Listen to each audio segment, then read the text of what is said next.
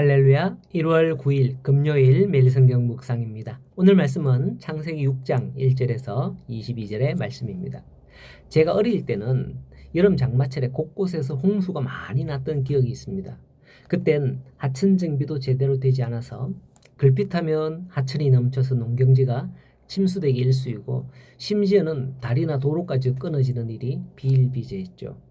어떤 분들은 말하더라고요. 화재보다 홍수가 더 무섭다고 해요.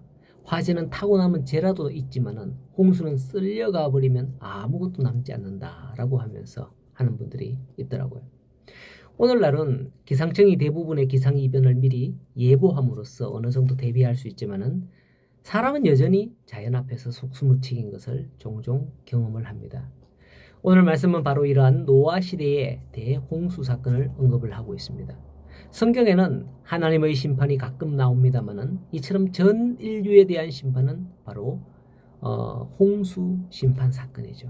그리고 하나님은 세상의 최후 심판까지도 성경에서 언급을 하는데요. 그것은 바로 최후의 심판은 불심판이다라고 하죠.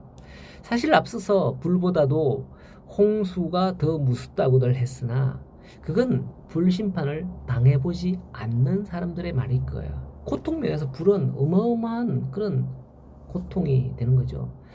지난해에 산불 나가지고 얼마나 피해가 심했고 그 산불 때문에 참 고통을 겪은 사람들이 얼마나 많습니까? 그렇죠?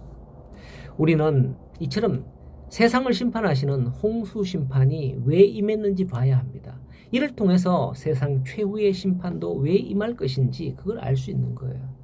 1절에 사람이 땅 위에 번성하기 시작할 때 그들에게서 딸들이 나니 하나님의 아들들이 사람의 딸들의 아름다움을 보고 자기들이 좋아하는 모든 여자를 아내로 삼았다라고 합니다. 하나님의 아들들? 사람의 아들들? 이거 뭐지? 고대 그리스 로마 신화인가? 그런 생각이 들지 않나요?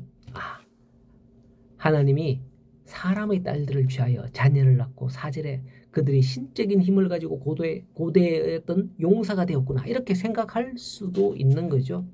하지만 그게 아니에요. 그건 여기서 하나님의 아들들이란 하나님께서 가인이 죽인 아벨을 대신해서 인류를 구원할 여자의 후손으로 나게 할 씨, 그 씨로 주신 셋의 자손들을 말하는 거예요. 그리고 사람의 딸들이란 하나님을 떠난 가인의 후손들을 가리키는 거죠.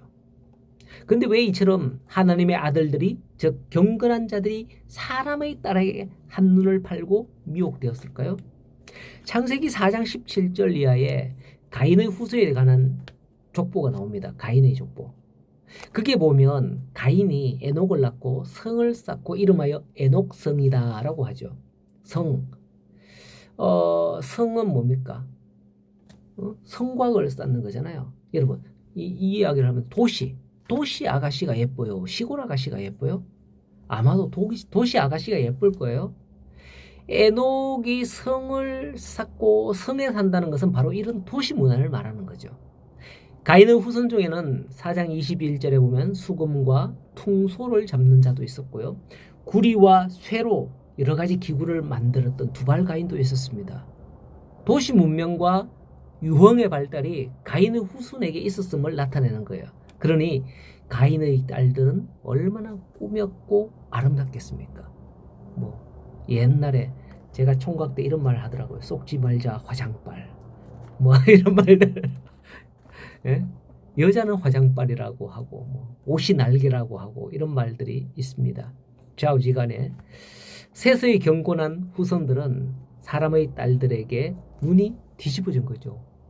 예쁘게 갖고 멋있는 옷을 입고 예쁜 옷을 입고 이러니까 이로 말미암아 5절에는 여호와께서 사람의 죄악이 세상의 가득함과 그의 마음으로 생각하는 모든 계획이 항상 악할 뿐임을 보시고는 사람을 지은 것을 한탄하시고 마음에 근심하사 내가 창조한 사람을 지면에서 쓸어버리겠노라 라고 하셨답니다. 그런데 왜 인간의 죄가 하나님을 근심케 하는 걸까요? 그것은 하나님의 거룩하심이 인간의 죄로 인하여 침해를 받기 때문이에요. 하나님과 사람은 영적으로 연결되어 있다는 겁니다. 3절을 보면 여호와께서 이르시되 나의 영이 영원히 사람과 함께하지 아니하리니 이는 그들이 육신이 됨이라라고 하죠. 사람의 죄는 결과적으로 영적으로 연결된 하나님의 공의를 자극해서 비록 자신의 형상대로 창조한 사람이라 할지라도 심판하실 수밖에 없게 된 겁니다. 여러분이 수고하여 낳고 기른 여러분의 자녀들이 여러분에게 잘못을 짓는다면, 큰 죄를 짓고 감옥에 가고 뭐 이렇게 한다면 여러분들의 마음은 어떻겠냐 말이죠. 한 몸은 아니지만은 내 몸에서 난 자식이기에 심령이 찢어지는 듯한 고통을 겪게 될 겁니다. 그렇게 사람과 하나님도 연결되어 있다고 보면 돼요. 하지만 이러한 가운데 하나님은 한 의로운 사람을 보십니다. 바로 노아죠. 하나님이 보시니 다 악한 가운데 노아가 어떤 사람이었냐? 9절에 노아는 의인이요 당대의 완전한 자라. 그는 하나님과 동행하였다라고 합니다. 여러분, 오늘날 세상에도 굉장히 악한 시대가 되었습니다. 뇌물 받아먹고 이러면 모를 줄 알았지. 딱 걸렸어요. 여러 가지 죄를 짓는 그런 사람들 얼마나 많습니까? 하나님께 심판을 받아도 마땅한 시대입니다. 하지만 이때에 하나님이 우리 성도님들을 보실 때에 노아처럼 보실 수 있기를 소원합니다. 야, 다들 저렇게 사는데 는 나를 믿는 정말 신실한 그리스도인이구나 하는 그런 평가를 받기를 바라요. 이 시대에 노아와 같이 칭찬받는 우리 성도님들이 다 될 수 있기를 소원합니다. 오늘도 그러한 복된 삶을 살아가는 귀하고 복된 하루가 되시기를 축복합니다.